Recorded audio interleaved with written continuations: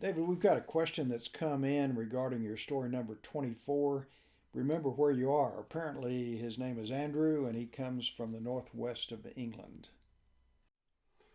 Yeah, thanks, Andrew. Yes, of course, I do actually remember that you were part of this story, which is the reason why you picked it, which is interesting. Thank you very much. Thank you for picking it. It's a good story, and it makes a very good point from the about remembering exactly where you are at any given time and who may be listening. I've been travelling on a train. Been on a train a couple of hours. Was headed to northeast of England, and some people got on the train about an hour out of Newcastle. I had no idea that they may be getting off at Newcastle. Not for a while. They could have been going on further north, but they weren't. It turned out. The two guys who got on sat across the aisle from me and were continuing a conversation that obviously started either in the car and on the platform that was still going on. They were very unhappy with their client. Their views were various. The client hadn't read the document. The client was making them, hadn't understood the technology it was on offer, etc. A litany of complaints about the client. By now, because of this type of technology I had a pretty good idea who the client might be.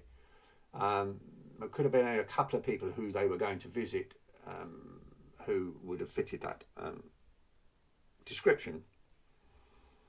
And so the inflection in all of the discussion was they're just not as clever as we are, and the timing of the meeting had further irked them because it meant they got to stay away for a night, stay away from their home beds, and they didn't like that idea either.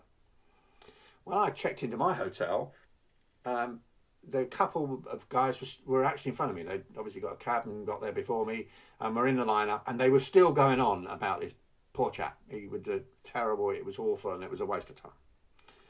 So the next morning, I went to see my client, and we had a pre-meeting to discuss some other bits and pieces, coffee, and we went into the boardroom together, and I was not the slightest bit surprised to see the two train travellers.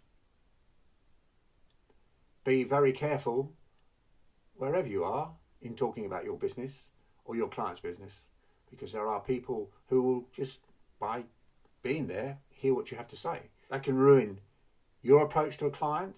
It can certainly ruin your relationship with that client. So be careful. Just remember where you are.